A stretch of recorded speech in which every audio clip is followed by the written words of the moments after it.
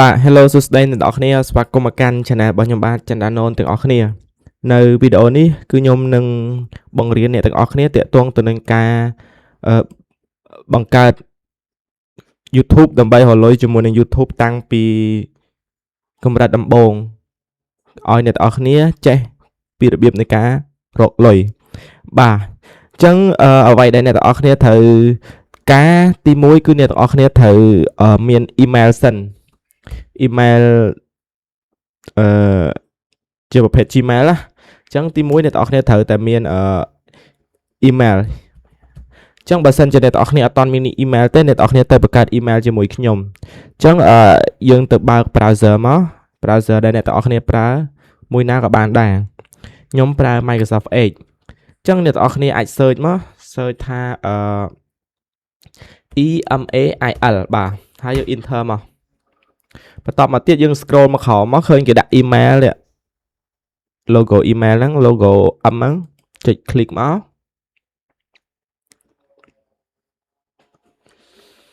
ចាំវាបន្តិចទៅដោយសារតែវា slow បន្តមកទៀតវាចេញទម្រង់បែបនេះអ្នកទាំងអស់គ្នាត្រូវ click នៅគេដាក់ថានេះ create account បើសិនជាអ្នកទាំងអស់គ្នាអត់មានអញ្ចឹងយើងចុច create មកហើយយើងចុចពាក្យថា for my personal use បាទយើងដាក់មកកន្លែងនេះខ្ញុំឧទាហរណ៍ថាអ្នកទាំងអស់គ្នាចង់ដាក់ YouTube អ្នកទាំងអស់គ្នាអំពីអីឈ្មោះ YouTube ណាឥឡូវខ្ញុំសូមដាក់តាក់ទងទៅនឹងឈ្មោះ YouTube របស់ខ្ញុំដាក់ថាសុំតខ្មែរអីខ្មែរ lifestyle យ៉ាងចុះឬក៏ខ្មែរ learning ខ្ញុំដាក់ខ្មែរ learning ខ្មែរ learning នេះគឺជាឈ្មោះដែលខ្ញុំចង់ដាក់ YouTube របស់ខ្ញុំឈ្មោះហ្នឹងអញ្ចឹងយើងចុច next មកកន្លែងនេះគេឲ្យយើងជ្រើសរើសថ្ងៃអ្នកនរគ្នាអាច select មកកន្លែងនេះអ្នកនរគ្នាអាចដាក់ថ្ងៃទីប្រហែលខែប្រហែលក៏បានដែរខ្ញុំសូមដាក់ថ្ងៃទី10ចុះហើយឆ្នាំអ្នកនរគ្នាអាចដាក់1995ទៅបាទ gender អ្នកនរគ្នាប្រុសដាក់ប្រុសស្រីដាក់ស្រីខ្ញុំប្រុសគឺខ្ញុំដាក់ male បន្តមកទៀតអ្នកនរគ្នាចុច next បន្តមកទៀត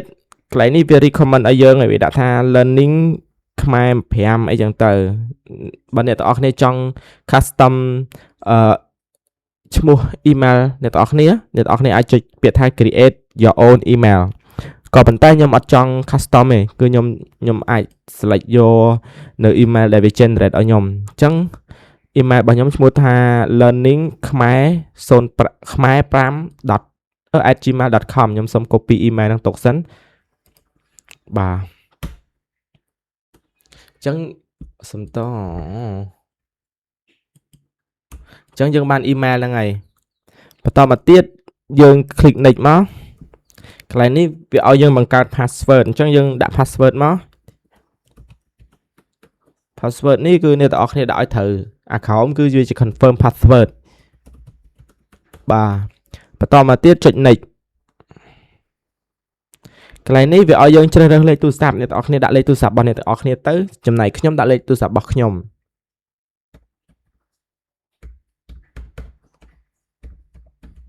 បាទហើយយើងដាក់ឲ្យទៅយើងអាចចុច next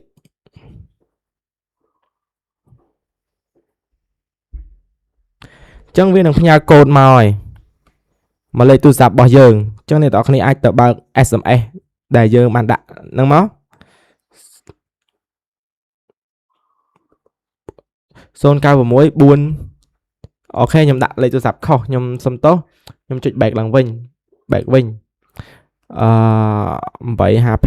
96 479 50 22បាទខ្ញុំចុច enter មក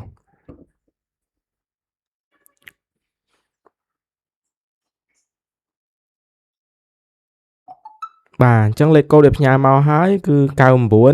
76 38 99 76 38អ្នកនរគ្នាអាច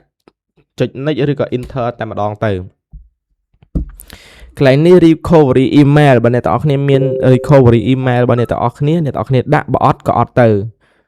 recovery email ហ្នឹងមានន័យថាគឺជា email សម្រាប់recovery នៅពេលដែលអ្នកទាំងអស់គ្នាភ្លេច password អីចឹងណា ចឹងយើងចុច skip មកដោយសារតែខ្ញុំអត់មានទេអូខេឈ្មោះរបស់ខ្ញុំហើយខ្មែរ learning បាទបន្តមកទៀតយើងចុច next បាទហ្នឹងគឺមានតែប៉ុណ្ណឹងចឹងយើងចុច agree មក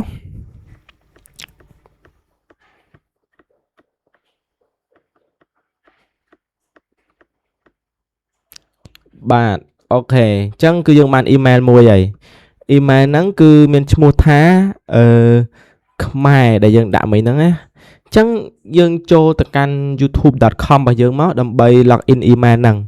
អ្នកទាំងអស់គ្នាអាចបើក tab ថ្មីអ្នកទាំងអស់គ្នាអាច search youtube.com អូខេ enter មកអ្នកទាំងអស់គ្នាចេញតម្រងបែបហ្នឹងអ្នកទាំងអស់គ្នាចុចពាក្យថា sign in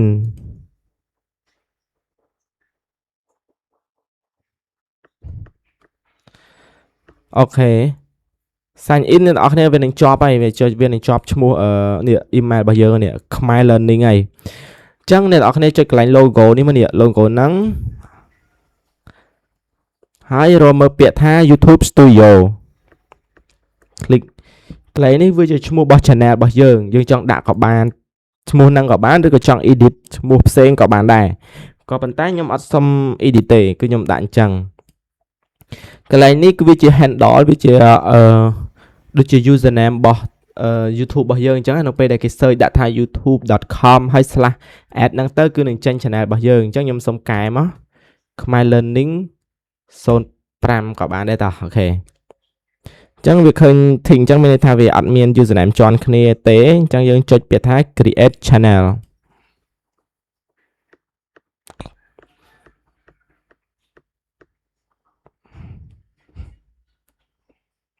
បាទគឺមានប៉ុណ្ណឹង welcome to YouTube Studio យើងចុច continue មកយើងបានមកដំណាក់កាលហើយមានន័យថាយើងបានមាន email មួយហើយយើងបានបង្កើតនៅ